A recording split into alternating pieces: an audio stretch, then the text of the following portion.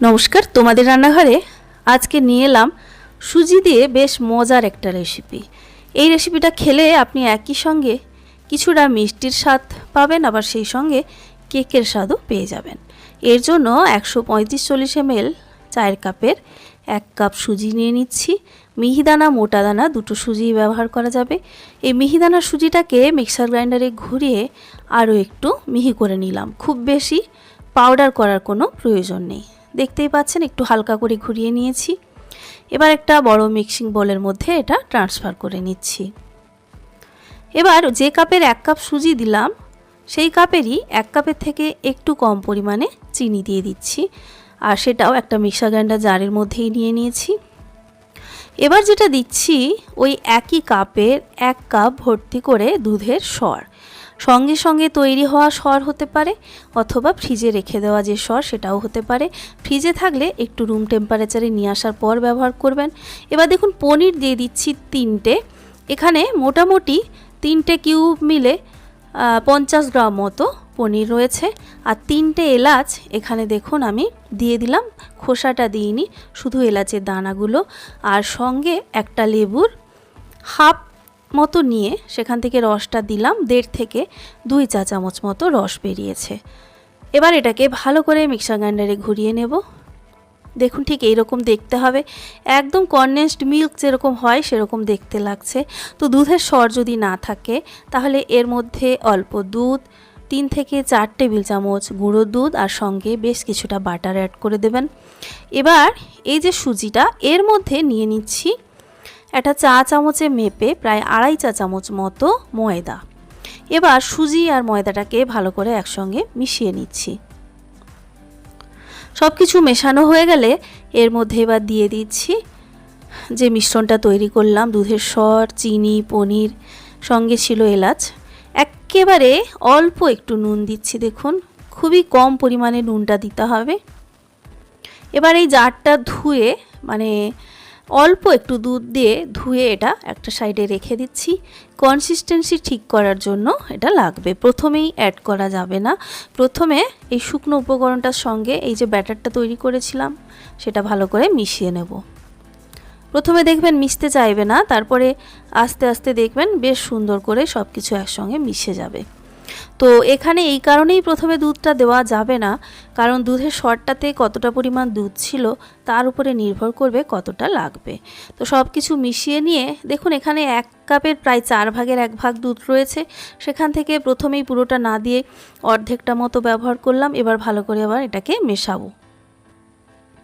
শেষ পর্যন্ত কনসিস্টেন্সিটা ভালো করে দেখবেন রেসিপিটা ঠিকঠাক পাওয়ার জন্য। বেশ ভালো করে কিন্তু আমি দেখুন এটাকে মিশিয়ে নিয়েছি। এবার এটাকে কিন্তু রেস্টে রাখবো প্রায় 10 থেকে 15 মিনিটের জন্য। এই সময়টাতে আমি একটা মোল্ড নিয়ে নিয়েছি, সেই মোল্ডের মধ্যে অল্প সাদা তেল, আমি অ্যালুমিনিয়ামের নিয়েছি, আপনি যে কোনো মোল্ড বা বাড়িতে থাকা যে কোনো টিফিন বক্স, বাটি যা খুশি ব্যবহার করতে পারেন। তো এখানে অল্প তেল বা বাটার ভালো করে ব্রাশ করে নিতে হবে। এবার নিচে একটা বাটার পেপার সেট করে দিচ্ছি, সেটাতেও অল্প স্বল্প একটু তেল কিন্তু ব্রাশ করে দেবেন, যাতে রেসিপিটা কোনোভাবেই নিচে লেগে না থাকে, মানে তুলতে সুবিধা হয়। এবারে এদিকে ব্যাটারটা আমি আপনাদের এবার দেখাবো যে মিনিট 15 পরে ব্যাটারটার কনসিস্টেন্সি ঠিক কীরকম হলো। এখানে যেহেতু সুজি রয়েছে, সুজিটা কিছুটা যেহেতু লিকুইডটাকে টেনে নেবে দুধটা, সেই কারণে কিন্তু দেখুন আগের থেকে আরও অনেকটা ব্যাটারটা ঘন হয়ে গেছে। তো এটাকে ভালো করে আবার একটু ফেটিয়ে নিয়ে এর মধ্যে এবার অ্যাড করব হচ্ছে বেকিং পাউডার। তো বেকিং পাউডারটা মোটামুটি 1/2 চা চামচের কাছাকাছি এখানে ব্যবহার করছি। এবারে যে দুধটা রাখা ছিল সেখান থেকে দেখুন অর্ধেকটা ছিল, আরও কিছুটা এখানে দিয়ে দিলাম। তো মোটামুটি এখানে শেষে যে দুধটা আমি নিয়েছিলাম, মানে মিক্সার গ্রাইন্ডারে জার ধুয়ে পুরোটাই প্রায় কিন্তু লেগে গেছে। তো ওই কাপের প্রায় 4 ভাগের 1 ভাগ লেগেছে। শেষ পর্যন্ত কনসিস্টেন্সি দেখে রাখুন, আর দুধের সরটা কতটা পাতলা বা কতটা দুধ মিশে ছিল তার উপরে নির্ভর করবে এই দুধের পরিমাণটা। শেষ পর্যন্ত যেন ঠিকঠাক কনসিস্টেন্সি থাকে সেটা একটু দেখে নিন। ঠিক এরকম একটা কনসিস্টেন্সি কিন্তু আপনাকে নিয়ে আসতে হবে। খুব বেশি পাতলা হবে না, আবার খুব বেশি ঘনও হবে না। তো ব্যাটারটা কীরকম হবে আপনারা দেখে আশা করি বুঝতে পাচ্ছেন। এবার এই ব্যাটারটাকে যে মোল্ড রেডি করে রেখেছি তার মধ্যে ঢেলে দিচ্ছি।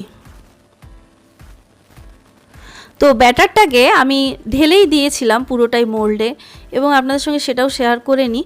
পুরোটা দেওয়ার পরে প্রথমে বুঝতে পারিনি, তারপরে মনে হলো যে যেহেতু মোল্ডটা প্রায় ভর্তি হয়ে গেছে, সেক্ষেত্রে কিন্তু এটা বেক করার সময় উপচে পড়তে পারে।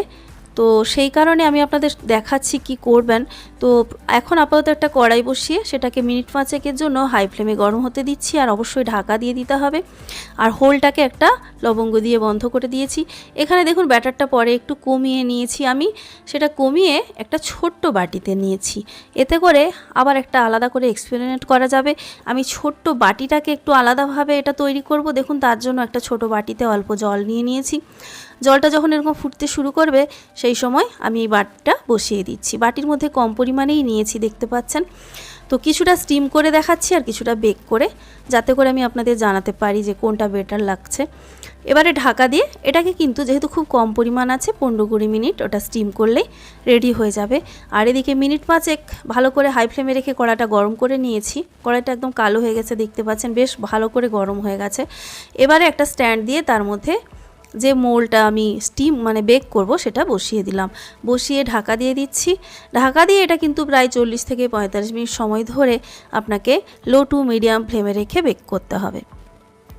আর এদিকে যেহেতু বাটিতে যেটা স্টিম করতে দিয়েছিলাম, তো সেটা যেহেতু খুব কম পরিমাণে ছিল, তো সেটা সেই কারণে খুব তাড়াতাড়ি স্টিমটা হয়ে গেছিলো। তো যদি আপনি মোল্ডে যে পরিমাণ বসালাম সেই পরিমাণই বসান, সেক্ষেত্রে কিন্তু আপনাকে সেটা কিন্তু স্টিম করতে হবে ওরকম 45 মিনিট মতো। তো আমি এখানে শুধুমাত্র মোল্ডে ভর্তি হয়ে গিয়েছিল বলেই আমি এখানে কমিয়ে এটা দেখলাম কীরকম হয়। তো যাই হোক 15 মিনিট মতো স্টিম করে একটু চেক করে নেবেন ভেতরটা ব্যাটারটা কাঁচা রয়েছে কি না। এটা কিছু ঢুকিয়ে দেখে নেবেন, যদি ক্লিন থাকে তাহলে বুঝবেন যে এটা একদম রেডি হয়ে গেছে। তাহলে এটাকে বের করে ঠান্ডা করে ডিমোল্ড করলেই এটা রেডি হয়ে যাবে। তো এটা আমি নামিয়ে নিচ্ছি। খুব তাড়াতাড়ি হলো যেহেতু পরিমাণটা খুব কম ছিল সেই কারণেই। তো একই ব্যাটার দিয়ে আপনি স্টিম করতে পারবেন এবং সেই সঙ্গে বেকও করতে পারবেন। এখানে দেখেই বুঝতে পাচ্ছেন যদি ব্যাটারটা আমি না কমাতাম তাহলে কিন্তু মোল্ডের বাইরে ব্যাটারটা বেরিয়ে যেত। তো এটাকেও ঠিক একইভাবে চেক করে নিলাম। প্রায় 45 মিনিট ধরে এটাকে আমি বেক করেছি। এটাও নামিয়ে ঠান্ডা করে নিচ্ছি। দুটোই আপনাদের দেখাচ্ছি যে কোনটা ভালো বা কোনটা খারাপ বা দুটোই সমান কিনা। তো দুটোই মোটামুটি এখানে ঠান্ডা হয়ে গেছে। প্রথমে আপনাদের দেখাবো যেটা স্টিম করেছিলাম, সেই স্টিম করা বাটিটা প্রথমে আমি বের করে দেখাচ্ছি ঠিক কীরকম হয়েছে। তো যেটা দেখলাম দুটোই খেতে প্রায় সেম, তবে একটা জিনিস যেটা বেক করলাম সেইটা যেটা শেষ পর্যন্ত দেখলাম যে ঠান্ডা করে যদি সঙ্গে সঙ্গেই সেটাকে কাটা হয় কিছুটা একটু গুঁড়ো হয়ে যাওয়ার, বা কেক যেরকম হয় একটু গুঁড়ো হয়ে যাওয়া ভেঙে যাওয়ার একটা চান্সটা একটু বেশি থাকছে। তো সেটাকে সেক্ষেত্রে ফ্রিজে কিছুক্ষণ রেখে দিলে বেশ শক্ত হয়ে যাবে। আর কিন্তু এই স্টিম করাটা দেখুন খুব সুন্দর করে কিন্তু সেট হয়েছে, সহজে কিন্তু ভাঙবে না। আর খেতে কিন্তু প্রায় সমান, সেরকম আলাদা কিছু টেস্ট দেখতে পেলাম না। এবারে আমি ওটাও দেখালাম, এবার আপনাদের দেখিয়ে দিই যে যেটা বেক করেছিলাম সেটাও কিভাবে ডিমোল্ড করবেন। এইভাবে স্প্যাচুলা দিয়ে সাইডটা ঘুরিয়ে ঘুরিয়ে বের করে নেবেন কেকটা।